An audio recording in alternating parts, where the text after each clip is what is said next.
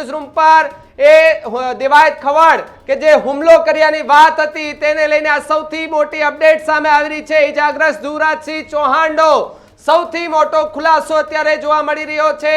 તમામ લોકોએ મોઢા પર રૂમાલ બાંધેલા હોવાની વાત એ ધ્રુવરાજસિંહ ચૌહાણે કરી છે। દેવાયત ખવડનો રૂમાલ ખુલી જતા એમની ઓળખ પણ થઈ હોવાની એ પુષ્ટિ જે છે તે ધ્રુવરાજસિંહે કરી છે। 6 મહિનામાં ખવડનો આ બીજો વિવાદ। બે ગાડીમાંથી લગભગ 15 થી ઓછા મતલબ 12 થી 13 જણા ગાડીમાંથી ધોકા લઈને બધા નીકળ્યા અને જે ધોકા હતા એ લોખંડના હતા અને મને રિવોલ્વર બતાવી કે આ તારી આટું 2 નંબરની રિવોલ્વર લાવ્યા છું, તને પાડી દેવાનો છું। કોઈ હોઈ શકે નહીં, દેવાયત ખવડ પોતે જ છે। બધાએ જે 12 થી 15 જણા હતા, 12 થી 15 જણા બધાએ મોઢું બાંધેલા હતા।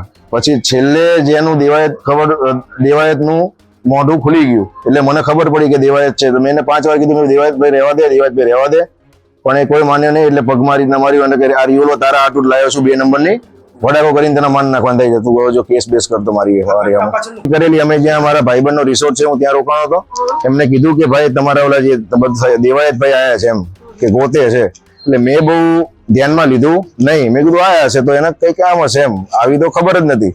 ગાડીમાં અમે 3 જણા હતા, મારો ચેન લઈ ગયા અને 42 કે 43,000 રૂપિયા સમથિંગ પડ્યા હતા એ લઈ ગયા, એ લૂંટ કરી। હા, બીજા કોઈ ઈજાગ્રસ્ત ચેન મારો 15 થી 17 તોલાનો હતો, બિલ બી છે મારી જોડે।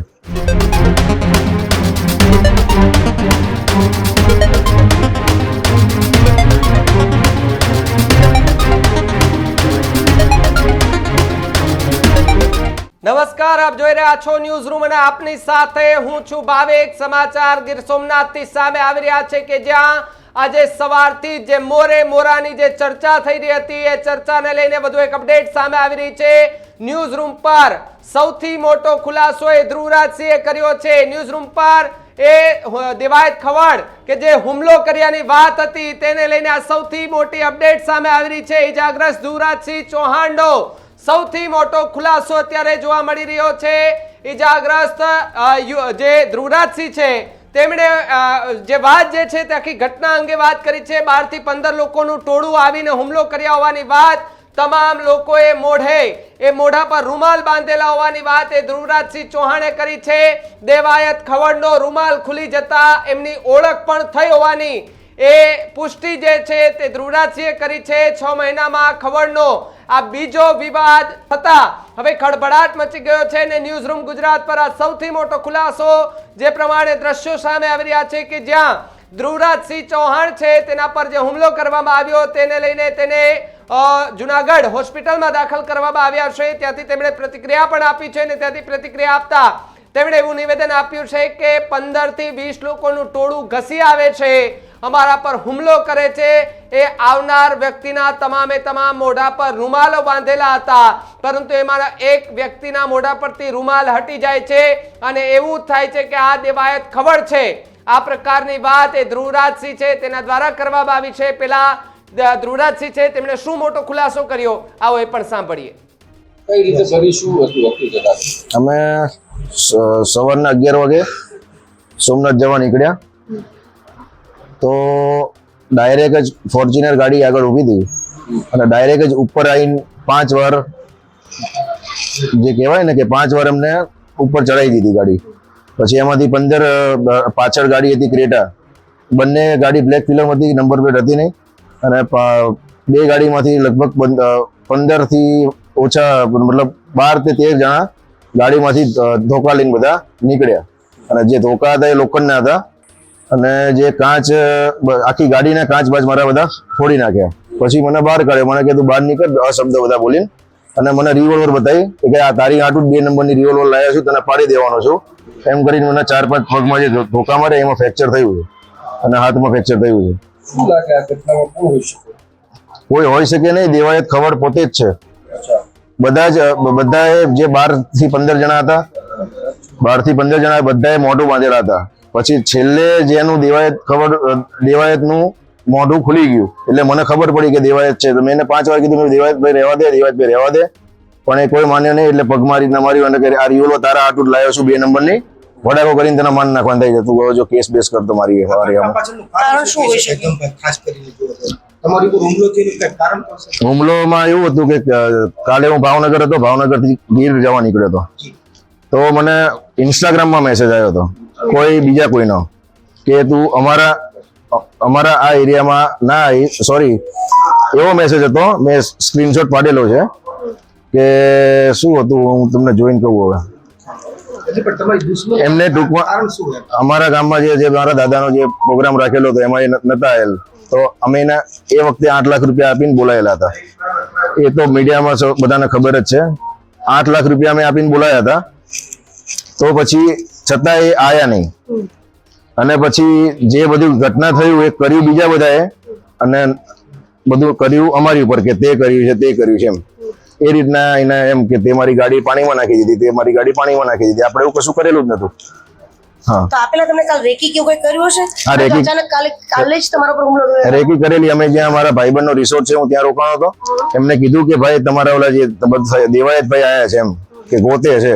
એટલે મેં બહુ ધ્યાનમાં લીધું નહીં. મેં કીધું આયા હશે તો એને કઈ કામ હશે એમ. આવી તો ખબર જ નથી કે પાછળથી આ રીતના એમ મારી પર વાર કરશે એમ. હું ગાડી લઈને જતો તો સોમનાથ, મારી સ્પીડ હશે ગાડીની 50 અને એ જે સામેથી ગાડી હતી 100 ની સ્પીડ હતી. ડાયરેક્ટ જ ઠોકી દીધી, પાછળથી બી ઠોકી, આગળથી બી ઠોકી, અને ઉતરીને બધા ધોકા લઈને નીકળી પડ્યા. અચ્છા, તમારા સાથે ગાડીમાં બીજું કોઈ હતું?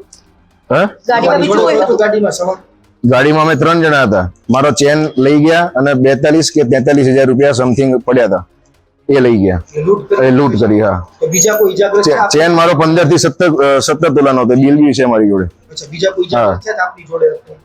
ના, બીજાને તો પછી એક જણો વિડીયો ઉતારતો હતો, તો કે તું અહીંથી નીકળી જઈને કે તને માન નાખશું અમે. હા, પછી તમને હોસ્પિટલ કેવી રીતે આજે લઈ આવ્યા કે કાલ રાતે તમે કે એડમિટ થયા હતા? કાલ રાત્રે નહીં, આ બધો બનાવ આજે 11 વાગે થયો. ઓકે. પછી અમે ગીર ગયા, ત્યાં આગળ કોઈ દવાખાનું હતું નહીં, એટલે પછી અમે અહીંયા દાખલ થયા. બાપુ, ફરિયાદ કરી છે કંઈ? હા, ફરિયાદ કરી છે ને. તો જે પ્રમાણે ધ્રુવરાજસિંહ ચૌહાણ છે તેમને હોસ્પિટલમાં દાખલ કરવામાં આવ્યા છે અને તેમણે આખી વિગત આપી છે કેવી રીતે આ ઘટના બની છે.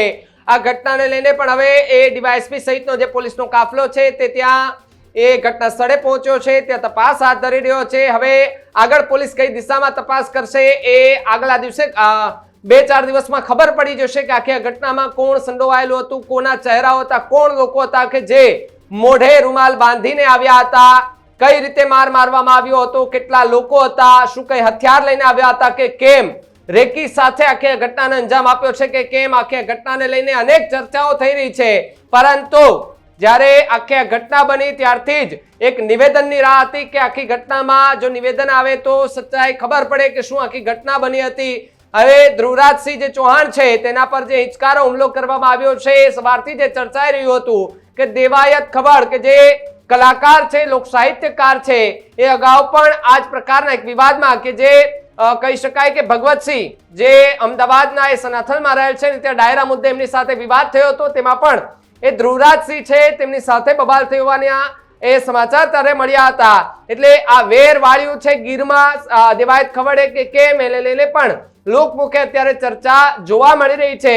અને 6 જ મહિનામાં દેવાયત ખવડનો આ બીજો સૌથી મોટો વિવાદ અને ન્યૂઝ રૂમ ગુજરાત પર સૌથી મોટો એક ખુલાસો પણ એ ધ્રુવરાજસિંહે કર્યો છે. અને જે રીતે હુમલો જે થયો છે તેમાં કેટલો કોને નુકસાન, અન્ય લોકો હતા તેમને કયા પ્રકારની ઈજા થઈ છે કે કેમ, એ પણ હવે તપાસનો વિષય છે. પરંતુ જે ઈજાગ્રસ્ત યુવરાજસિંહ ચૌહાણ છે તેમણે આ મોટો ખુલાસો કરી અને આખી ઘટના પાછળનો પડદો જે છે તે કદાચ ઉચક્યો હોવાની વાત અત્યારે એ સામે આવી રહી છે. જો કે આ પોલીસ તપાસનો વિષય છે.